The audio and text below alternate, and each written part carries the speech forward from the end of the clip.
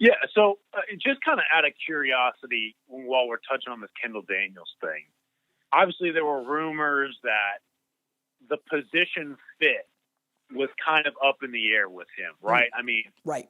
There were rumors that, okay, he wanted to play safety, but maybe Oklahoma saw him at a different position, and that wasn't really what he wanted to do. And then there were also rumors saying, oh, well, Oklahoma didn't have enough spots at defensive back, so maybe they looked at him as a linebacker. What would you say is Kendall Daniels' best fit at the next level? Because obviously he kind of took that quote-unquote self-tour to Texas A&M just a little bit before making the decision. I have to believe somehow they were able to sell him on playing the safety position. I felt like, okay, this guy to me looked like the ideal nickel linebacker safety. I mean, at 6'4", some really good mobility. I felt like he could easily match up with a tight end or a slot receiver and be comfortable either way. And I understood that playing in the back end would probably allow him to do a little bit more in terms of creating some turnovers, getting on the highlight reel. But for me, I felt like his best position was nickel because it would allow him to do so many different things, just like he's able in doing. I mean, tackling, but also playing coverage. So from your perspective, since you are so close to him, and I think we both have kind of seen him grow, what is Kendall Daniels' ceiling at a best fit type of position? Whatever the scheme needs is what you ask him to do. Now, the way you sell him on that, I think, is where you lose him, right? Because one of the things that I have learned about Alex Grinch and the way that Oklahoma has chosen to recruit defensive players, we have coaches that are great recruiters. We have coaches that are great strategists. It's the rare man that is both, right? Lincoln Riley happens to be both, okay? And there's a lot of reasons as to why. I think the man is a quiet polymath. I really do. I know that he's got a photographic memory. I know that his IQ test in the genius category. I know those things to be true. Alex Grinch is a strategist. That man eats film. He eats football. And you have to remember how Alex Grinch was raised up in football. One, he didn't expect to start in high school. He earned his way to that. And Larry Karras, who was his head coach at Mount Union, just like he was Matt Campbell's head coach.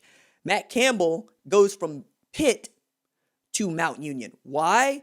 Because he was not having fun at Pitt, and he saw a bunch of football players running in a group down a highway, and they had Mount Union on their chest, and he decided that's where I want to go play football.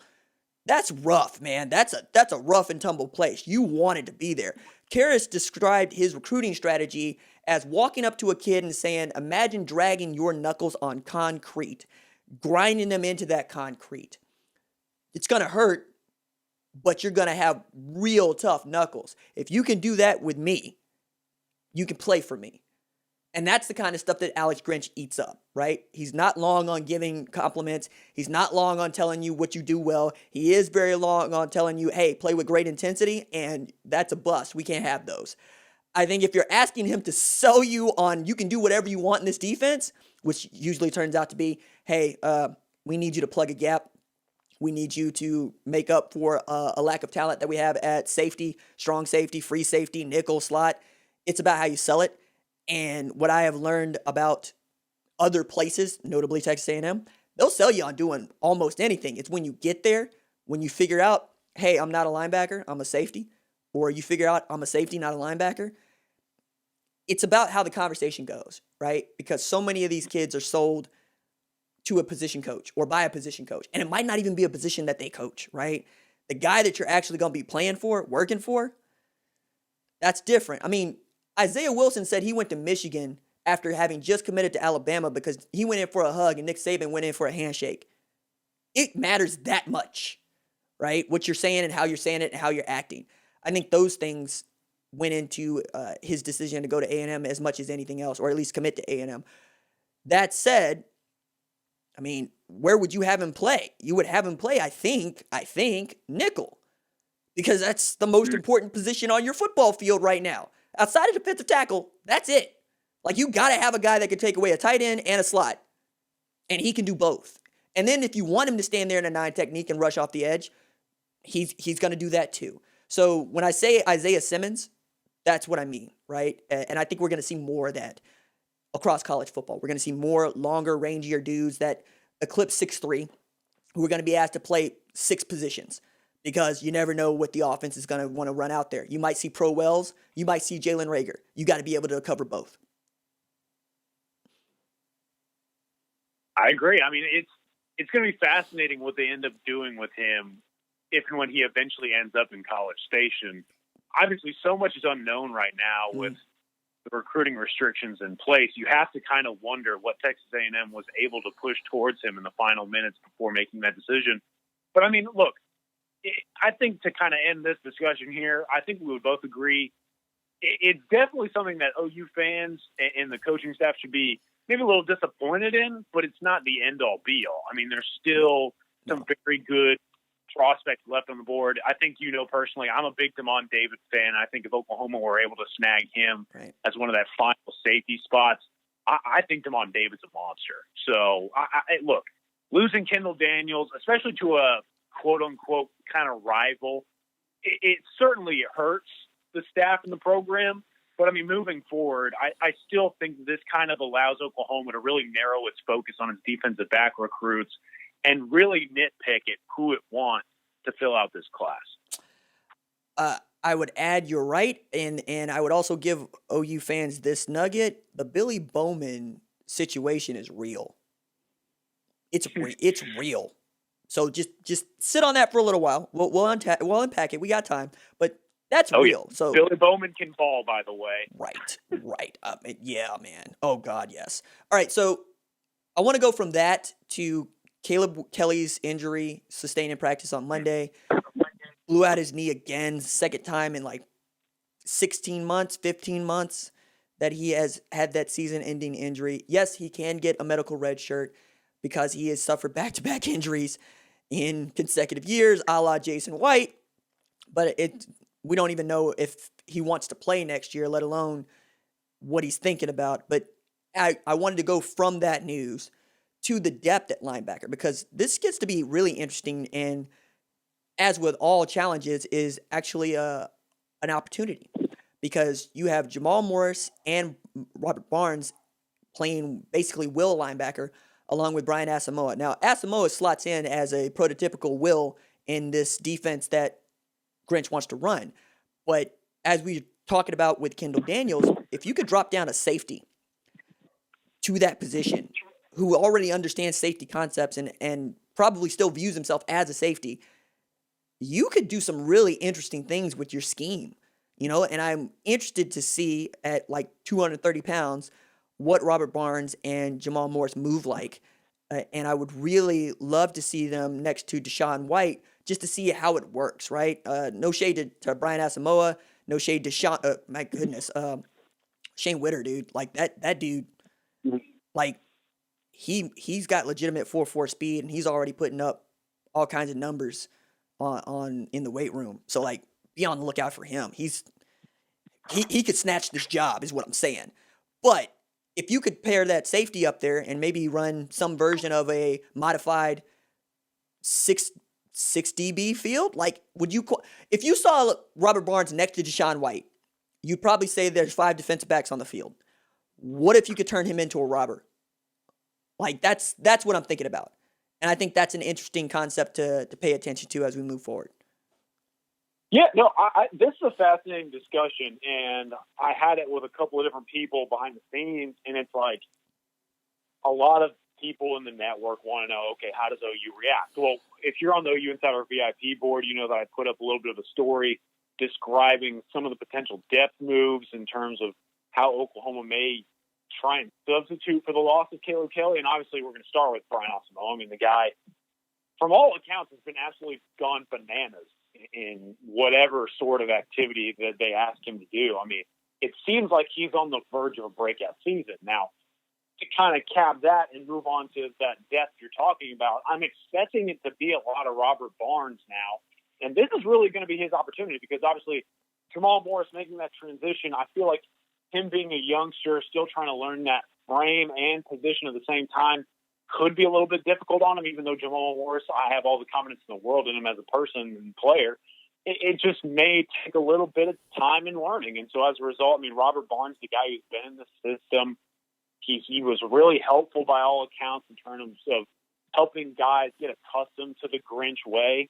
And now, I mean, if Robert Barnes is ready to go, then you just run him out there and see what happens. Because my other reaction is kind of what you're saying. I mean, is this an opportunity for Oklahoma to maybe start running out the dime package a little bit earlier? Because if you remember correctly, it wasn't really until the Texas game that Oklahoma ran out their dime. And now, I mean, maybe this is an opportunity where Grinch said, okay, look, maybe that's not what we want to do in terms of the strategy standpoint, but this is probably what we're going to have to do in order to kind of mask some of the things that we have to do defensively in order to be efficient. And so as a result, Robert Barnes is exactly the kind of guy that you would want to be that hybrid safety linebacker, because not only does he have the ability to do it, but he has, again, spent some time and learned the system, and I feel like he's going to be very confident heading into the year. So I'm very fascinated. I think a lot of people wonder, okay, well, what else? I mean, obviously Witter is a guy that could be there.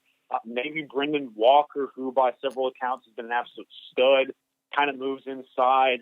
I told people I don't expect Brian Meade to move over to Will because they need DaShaun White to have a quality, at least knowledgeable backup at Mike, because this situation is going to put a ton of pressure on DaShaun to exceed expectations even more so. So at the end of the day, man, look, I just got to say, Caleb Kelly, man, this hurts, right? I mean, this is just devastating. Like that guy is not only a very good player that's been kind of hindered by injury, but he is one of the most outstanding individuals you'll ever come across. And he has done so much to impact society that to see him lose another shot at achieving his dreams of eventually making the NFL, I mean, it breaks my heart, really. And I hope that eventually we get to see Caleb Kelly on the field again very soon. I know that he's going to be able to attack this rehab process just as well as he did in previous areas.